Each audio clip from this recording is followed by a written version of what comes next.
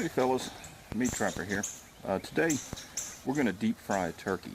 Now let me tell you, if you have never deep fried a turkey, you have not lived, because that is my favorite way to cook a turkey. When you deep fry it, it comes out with the skin crisp and crispy.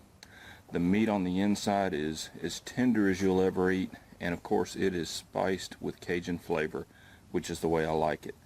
So let's get started. A few tips up front. Number one, you want to make sure that you only use peanut oil when you fry your turkey. Number two, you want to make sure your oil is up to temp before you put the turkey in. And most importantly, you need to make sure that that turkey is completely thawed when you fry it. Now, if you go to the store and buy a frozen turkey, you're looking at about 4 days in the fridge just to unthaw it. You have to make absolutely sure that there are no ice crystals in that bird when you stick it in that hot oil. That is the most important thing. Make sure it is completely thawed. Now what we're going to do is we're going to make our Cajun marinade. We're going to inject the bird. We're going to rub it with hot sauce. Then we're going to put it in plastic bags and let it sit in the fridge overnight. And then in the morning, we're going to stick it in the fryer. Let's get started. Okay, now my recipe is very simple. And I got this from a coworker of mine named Andrew. Andrew, I appreciate it. This is great. But it's very simple. You take basically a bottle of Italian salad dressing, and this is going to have your oil, olive oil, and your spices in it, so that's a good mixture. You're going to need 1/3 of a cup of Crystal hot sauce. You're going to need 1/3 of a cup of Tony Chachere's. The Tony seasoning really plays a great degree in how hot or spicy your turkey is, more so than the Crystal hot sauce.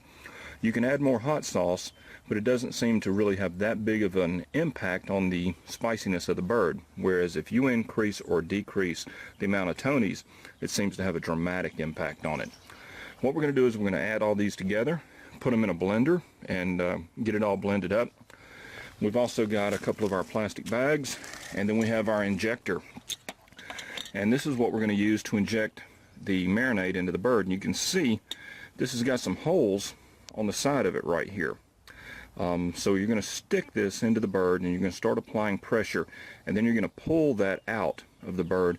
And the idea is you want to spread that marinade throughout the tissue of the bird. Now you'll also notice that I'm doing this outside, and that's because this stuff is hot. When you start doing the Tony's and the hot sauce in the blender, if you do it indoors, it can get kind of rough on your sinuses. And also, the first couple of times that you do this, you might pull this injector too far out of the bird, and it's under pressure, and it's going to spray everywhere if you mess up.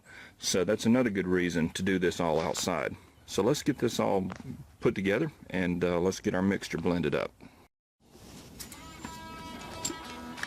Okay, let's get started. Now I'm not gonna use the whole bottle, because this turkey that I've got is a smaller turkey. So I'm gonna start off with about 8 ounces or so, half the bottle, and we'll see how much that makes. Now there are a lot of different recipes. Some people just use butter.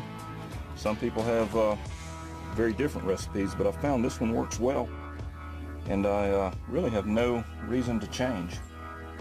So I'm not. There's the Tony's.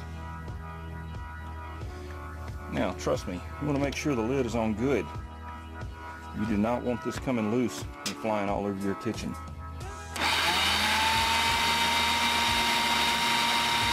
And now I'm simply going to insert it until I can feel it down about right there. Now I'm going to start pushing it in. And as I push it in, I'm going to pull it a little bit at a time, trying to keep even pressure. Now I don't know if you can see, but that's ballooning up because that marinade is filling up. You can see down in here, see how that just puffed it up? Then I'm going to stick it in a little bit deeper angle. Alright, I think that looks good.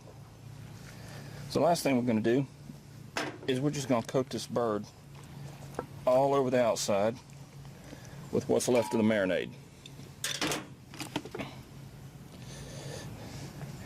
We're going to pour it all down inside, rub it all in there.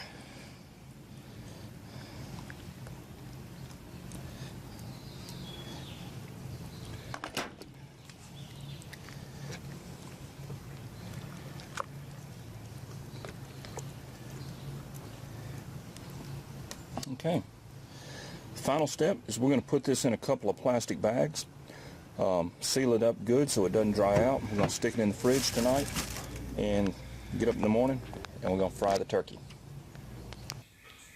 Morning, fellas. It's time to fry the turkey, and we're going to use my electric turkey fryer. Now, when I first got this, I was really kind of skeptical of it. I'd always used a big propane burner and a big propane pot, and there are a couple of reasons that I wanted to switch and try this electric unit. Number one, when you're using a propane burner, number one, you're sitting up high. Number two, then you've got a giant pot of oil that sits even higher. So the center of gravity is very high, and it's easy to have an accident, to knock it over, to splash it, or to spill it. And if you've got kids running around, it's just a very dangerous situation. Also, in the past, I've run into issues where the day I wanted to fry, maybe it was pouring down rain. In that case, you've got to have some sort of structure you can get under, and I really don't feel comfortable running all of that inside my garage. On a windy day, you have to build a windbreak, because as the wind's blowing, it can blow the heat away from the pot. So there were a number of reasons that I wanted to give this electric fryer a try. And this is my Butterball electric turkey fryer. This will handle up to a 20-pound turkey, and it's got a thermostat on it so you can set the temperature of the oil, get it exactly where you want it. And you can see there's a ready button, so when the oil reaches temperature, the green light comes on and you know it's ready to cook. It's got a digital timer right there. You can simply set how many minutes you want it to cook, and so you cook the turkey by weight, so many minutes per each pound of turkey weight. And this opens up, and you can see I've been using this thing a lot. But you've got a basket here that your turkey fits in, and then you have the oil down in there, and of course you use peanut oil. This holds 3.5 gallons of oil, and that's all you need for a 20-pound turkey. I don't know if you can see it, but you've got a max fill line, and the oil is filled to the max line. Now, I just fried a turkey in this not too long ago, and the oil level did not decrease at all.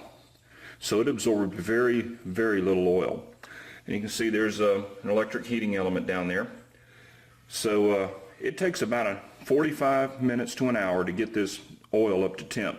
So once I turn the unit on and I set it to my temperature, I simply walk away and come back in 45 minutes to an hour and make sure that it's up to temp, and then I'll put my turkey in the basket and then lower it into the oil and close the lid, and that's it. You simply walk away from it and you come back at the desired time, turn it off and pull it out. Now, you can also use this unit for frying fish, and one little trick is that since you're frying these turkeys and you've got all that spice and all that hot sauce in it, eventually that's going to leach into the oil, and so you can come back later and you can fry your fish and have spicy fish just because of the oil that you're using.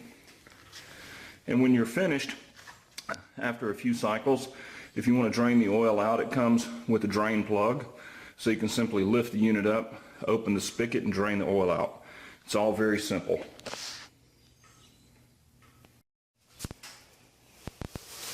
Alright, fellas, the oil is up to temp, so now it's time to put the bird in.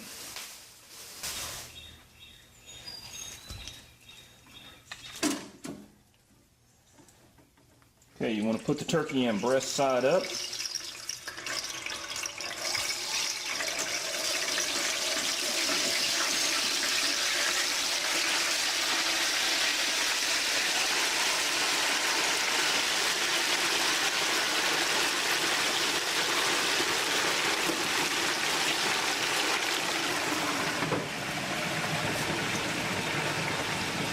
Okay, I've set the timer to 40 minutes, and that's all there is to it. Just sit there and let it cook. Alright, well, I hear the timer going off. It's the moment of truth. let's take a look. Woo! Oh yeah. Look at that. Doesn't that look good? Let's get him out of there.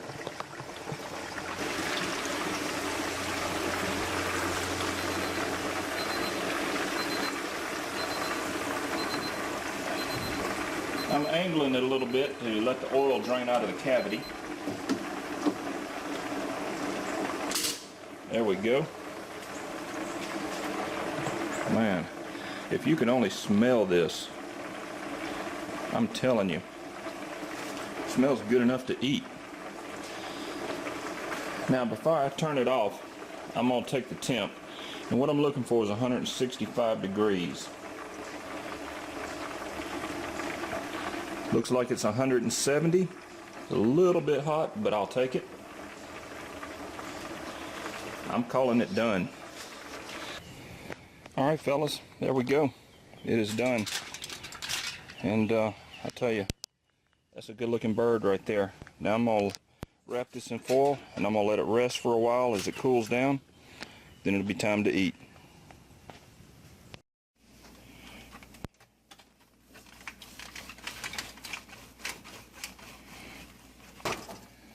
There you go.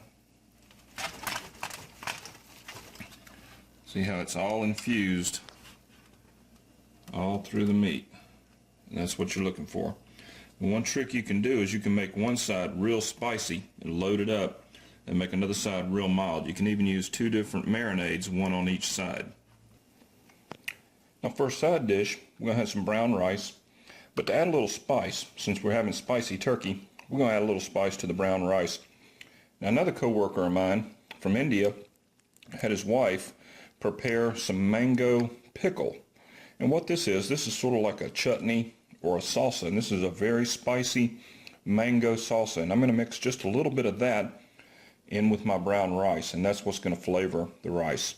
So it'll be a really, really spicy rice. So here's the final product, fellas. We got us our fried turkey. Boy, that's mouth-watering right there. That meat is so tender, and it's got just the right amount of spice in it. Not too hot, not too mild. It's really, really good. Then we've got our brown rice, and that's got our mango pickle in it. And that's quite spicy right there. It doesn't take much of that mango pickle to spice things up. Life is good. God provides. You just have to put a little bit of effort forward.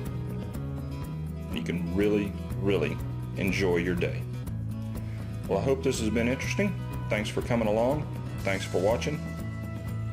If you've never fried a turkey, give it a try.